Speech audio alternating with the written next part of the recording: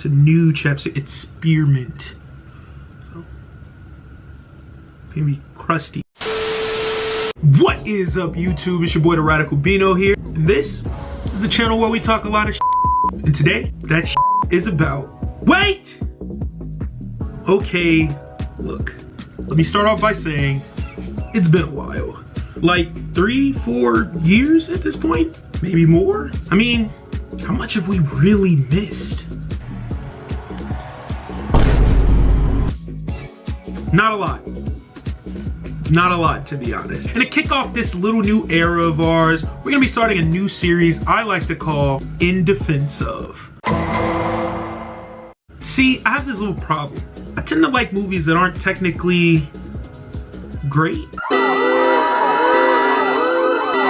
But see, they're not bad. They're completely fine movies, but they're not the greatest piece of film ever made. So people just dogpile and shit on them all day on the internet. That's literally what the internet is used for today, almost exclusively. And you know what? I'm not okay with that. I rebuke that energy. I rescind that energy. I refute that energy. I abort that energy. I am out of one-liners, okay? But you get the point. So, without further ado, today's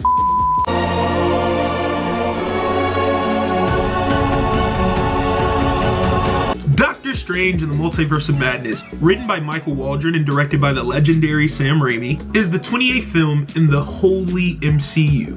And if you know anything about the MCU, you know it's in a weird spot these days. Yeah, the internet really just seems to fucking hate it for some reason. And I don't think it's as great as it was in the mid to late 2010s, clearly.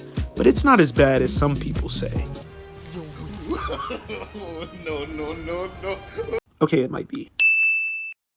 But not everything they put out post in-game deserves this type of backlash and, you know, type of hatred. And especially not Doctor Strange into the Multiverse of Madness. So how are we gonna break this down? Well, first, I'm gonna give you some of my reasons why I think this movie is a solid outing for the MCU post in-game. And then we'll try to dive into some of the reasons the online community seems to hate this movie. And then I'm gonna tell you objectively why they're wrong. Now, the one thing I really loved about this movie was that it felt like a movie. It felt fun, it felt campy, it felt like Sam Raimi. The biggest compliment I can give to this MCU entry is that it has a creative pulse. Now, if you know me, you know that I am just a shameless MCU fanboy. I go see every movie, I collect Marvel Legends. I sometimes sit outside Scarlett Johansson's apartment on the Upper East Side whenever I'm in New York. What do you mean by that? I'm related, but even a fanboy like me can sit back and admit these movies feel a bit samey. And it's not by accident. See, that's something Marvel Studios president Kevin Feige insists upon when choosing directors for the new projects. And he could look no further than what happened with Edgar Wright leaving the first Ant-Man movie, citing creative differences and visions as the reason for his departure. That's too much, son. But this movie, the one about the self-absorbed wizard fighting the evil Red Witch, this movie, it's got the sauce. Now, recently, like last year, I got to rewatch the original Sam Raimi Spider-Man trilogy in theaters. And I gotta say, it was a lot of fun. Those movies are a lot of fun. Except for Spider-Man 2, because that would suck. It sucks. It's not good. It's not even that good. And we're back. Now, like I was saying, those movies were pretty fun. And they're dripping in that good old Sam Raimi sauce. Just like this one. From the way it's shot, you can tell this movie isn't the typical MCU outing. It's vibrant and colorful. It looks like a movie. And more importantly, it's written like a movie. Which leads us right into the first criticism we're going to tackle today.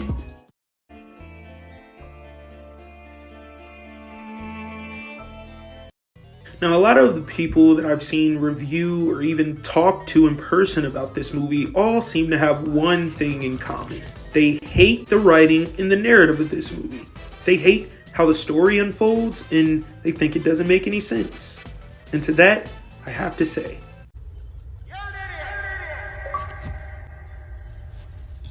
now, I don't know how many people watched the first Doctor Strange or even WandaVision heading into this, but I get the feeling the numbers aren't that high. This story to me makes perfect sense. Everything that happens usually happens for a reason and can be explained if you paid attention. I think this is probably the first time a character in the MCU has had to confront the idea that everything that makes them them maybe makes them a bad person. Stephen Strange as a character, up until we meet up with him in this movie, is very headstrong, very self-sufficient. He has to be the one holding the knife per his love interest. He believes every seemingly selfish act he commits is ultimately for the greater good. But throughout the course of this movie, he and we get to see firsthand that most of the time, it's just been selfishness. Take the opening scene with weird ponytail Strange. He tries to help America Chavez escape from a monster sent by Wanda. He seems to give it his all, but when he ultimately falls short, he immediately turns on her and attempts to take her power for himself. And that just echoes a sentiment we're familiar with as his reasoning. But in the grand calculus of the multiverse, your sacrifice is worth more than your life. Damn! This sets up how a lot, if not all, the Stranges in the multiverse think the same way. They all have this God complex that's eerily similar to Thanos with the whole "the hardest choices require the strongest wills" thing. And throughout the course of this movie, we watch our Strange break out of this mindset. Our Strange is confronted with the same dilemma as Weird Ponytail Strange in the climax of this movie, and America even encourages him to take her powers, saying she understands now. It's okay. I understand now. I can't control it. That's what I was telling you before! But our Strange doesn't follow through on that. He's grown, and he realizes that while the selfish way may be the easiest way, it isn't always the best way. And that theme is just hammered home over and over again throughout the course of this movie.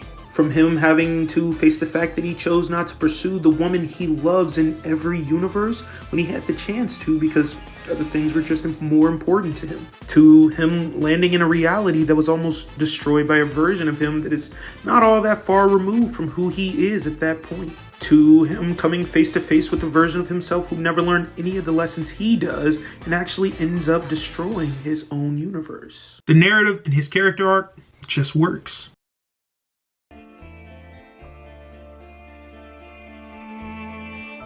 Alright, look, I honestly do not know where to start with this one. Because in real life, I have had, heated debates about this topic. Lose your friend heated debates about this topic. I just feel like people weren't ready to see Wanda as a villain. But that's clearly where her story was going after WandaVision. You know, that Disney Plus show everyone totally watched every last bit of, where she knowingly took control of a small town to live out her fantasy of grooming a 3-year-old android and starting a family with them?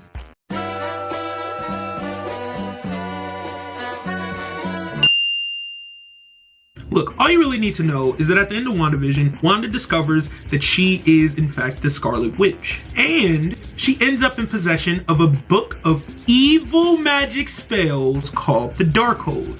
I'll say it again. She also ends up in possession of an evil book of spells called the Darkhold. Now, like I said, Wanda just discovered that she is in fact a witch. Hell, I think this show is the first mention of her powers being rooted in magic at all in the MCU. So it's probably safe to assume she knows nothing about the dangers and complexities about the use of magic, right? So when they show us in the post-credit scene her studying and learning about the Darkhold, a book of evil spells that can corrupt its user to the point where it's been said that whoever reads it will lose their soul, it is conceivable that she might turn villainous, right? God, bro. Oh, hell no, man. What the fuck, man? Look, feel how you feel, but the clues are always there. Even before we got the big exposition dump on the book in Multiverse of Madness, they showed us that this book led people to the dark side. Agatha Harkness literally murdered her whole coven, including her own mother, after using and studying the Darkhold. I mean, just look at this clip of Wanda studying it in the post-credit scene. Does this look like she's some nice witch who will never hurt anybody? Or does she look like a fucking admittedly sexy evil nightmare? Oh boy, yeah. Now that we've covered why her going bad works, let's try to look at her character arc and motivations throughout the movie. Because much like Doctor Strange, I think they work perfectly. Now at the end of WandaVision, she seems to accept all of the loss she suffered. Her brother, a few of her friends, her animatronic boyfriend, but we all know that's not how grief works. You can be fine for days, weeks, hell, years. That grief is always going to be right underneath the surface. She can say all the right things and tell us she's fine, but we know those traumatic events she suffered don't just go away because her show ended. And in comes the Darkhold. An evil book that corrupts you, bends your mind, and in turn, your motivations. And they even slip in a little something in the post-credit scene I loved after watching the events of the Multiverse of Madness.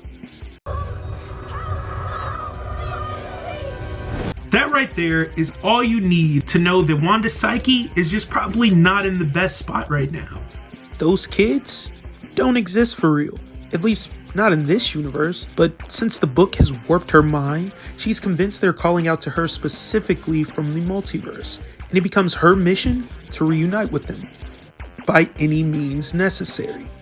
So when she sends these rampaging monsters after the girl with the reality jumping powers, I buy it. When she tells Strange and Wong she just wants to leave and be with her boys, I buy it. When she straight up just murders Jim from The Office, I'm a little turned on.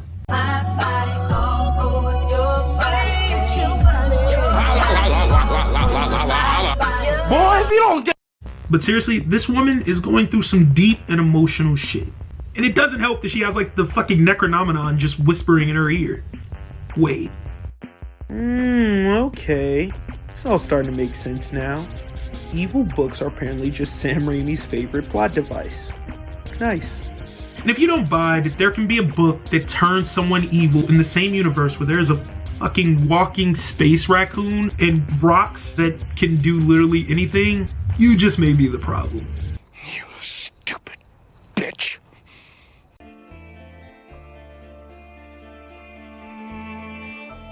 All in all, I think this movie is fine. The performances all teeter on the borderline of good to great, and I cannot stop telling you how amazing I think the filmmaking aspect is here.